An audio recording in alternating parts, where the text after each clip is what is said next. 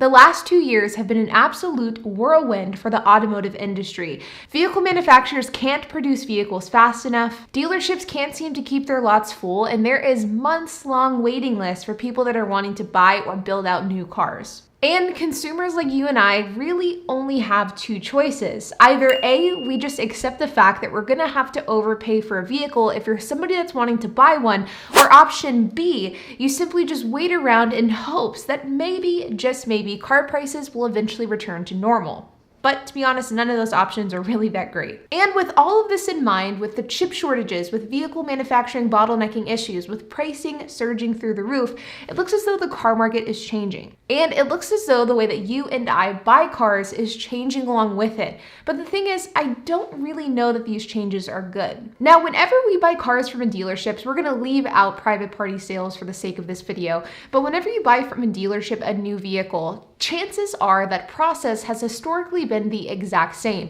You find which car you want to buy, you go to an authorized dealer, you work out the numbers, you then get your car and you're ready to go. But this process is changing, and the way in which we buy new vehicles is changing along with it, and there are a few reasons for this. Number one is the Tesla business model. Now, of course, Tesla revolutionized the way in which we look and we perceive EV cars. It took an electric car, which we typically associated with something like a Toyota Prius, and they turned it into something that's sexy, desirable, and something that everybody wants to drive. But Tesla didn't just change electric vehicles, they also changed the way in which we buy cars. You see, Tesla sells cars direct to consumer rather than B2B. This means whenever you buy a brand new Tesla, you are buying that Tesla directly from Tesla. Where on the flip side, if you buy something like a Ford or a Toyota, you're actually not buying that car directly from Ford or Toyota. What you're instead doing is buying from a third-party seller. This is because of the fact that many states across the United States do not allow for you to buy directly from the manufacturer. So the way that manufacturers get around this is by using third-party dealers or authorized dealers or franchise dealers. So whenever you go to your local dealership to buy a car, you're actually not buying that car directly from that manufacturer. That manufacturer sold the car to your dealership, which is then selling it to you. But then of course, Tesla swoops in and they change up the game dramatically. Now, Tesla does things very, very differently than what traditional dealerships and traditional manufacturers have done. The way that Tesla operates is in states that do not require third-party sales, they simply sell directly, just like you would at a traditional dealership. But instead of these dealerships being franchise dealerships, they are Tesla-owned dealerships, or what is oftentimes referred to as a gallery. In states where you are not allowed to sell directly from the vehicle manufacturers, for example, my home state of Texas, Tesla instead utilizes these galleries to showcase the make and model of the car. In fact, at first glance, these do not resemble a dealership at all. They truly are a showroom very similar to an Apple store rather than a Ford dealership. You can go in, you can see the cars, you can see the leather, you can see the different specs, you can even test drive them. But the one thing that you typically cannot do in these galleries is actually buy a Tesla. And if you go to this gallery and if you decide you want to buy one, but you're in one of these states that does not allow for vehicle manufacturers to sell direct, then your Tesla representative that you spoke to at the gallery, who is not a salesman, will have to send you home and you will then have to place your order online through Tesla directly. This is done almost entirely online, and it's Tesla's way of finding a major loophole in the vehicle manufacturing requirements that come into play when selling cars. And let's face it, this business model works. Tesla is growing, Tesla is catching fire, and the business model is catching fire along with it.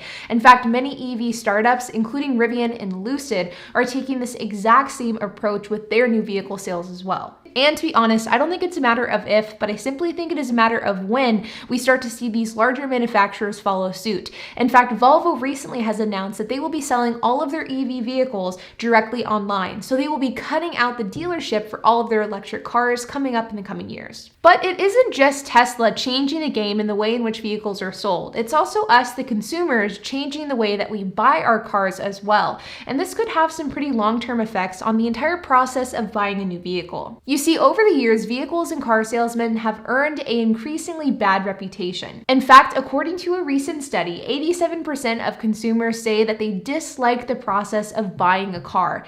87%. That is an absolute massive number. That means that only 13% of all consumers were actually happy with their car buying process. In a more recent study done by Kelley Blue Book, it found that the consumer happiness and how happy they were with their vehicle purchase and their purchasing experience, it was directly correlated with how much time it took to buy the car. So basically, the less time they spent at the dealership dealing with the salesman, the more happy they were with their car buying process, and the longer they had to spend at the dealership, the less happy they were. So not only are vehicle manufacturers embracing the Tesla model and setting the groundwork themselves so that they can also use this business model, but consumers are really embracing and leaning into the idea of buying cars online.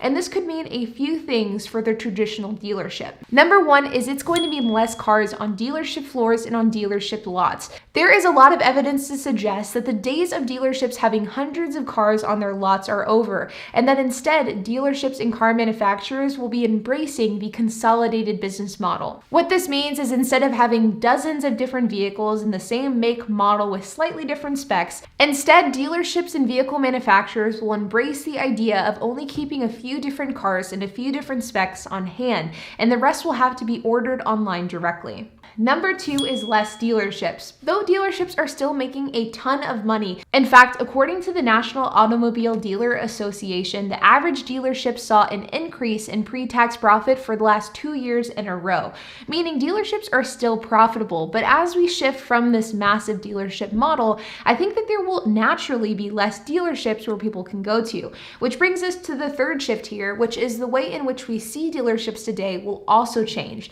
Not only will there be less of them, but they also will physically look different.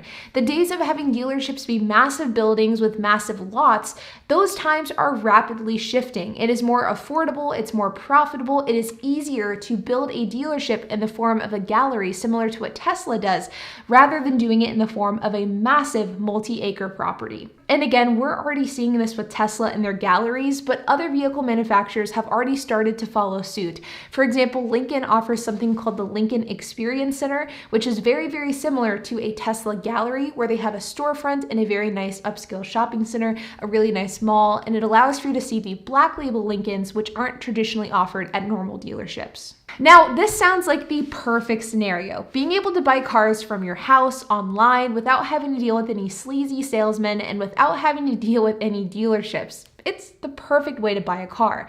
But it does look as though this could have some really unintended consequences that could really affect the average consumer. And one of those major consequences is that it could cause, and at this current rate, it will cause vehicle prices to remain higher for much longer.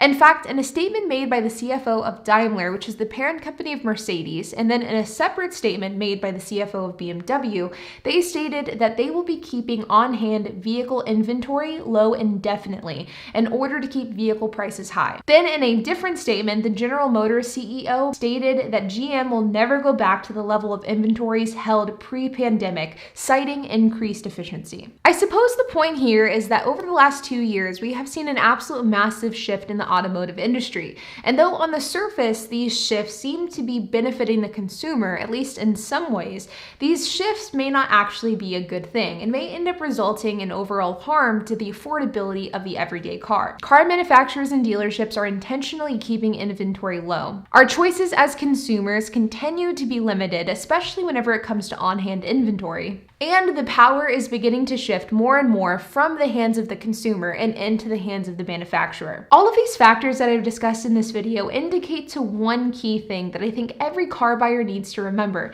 Now, though I do fully believe that the car market is inflated, and I do think that used car prices will go down, I also believe that these changes that car manufacturers and car dealerships are making are going to drastically affect the affordability of a vehicle. And though I do think prices are going to go down, I don't think that they're going to return to pre-pandemic levels anytime soon, if ever. In fact, many automotive experts believe that this is our new normal and that prices will never return to where they were 2 years ago. But with that being said, you guys, I wanted to make this video because I find the car market so incredibly fascinating, and I do think that we are currently witnessing a big shift in the automotive space.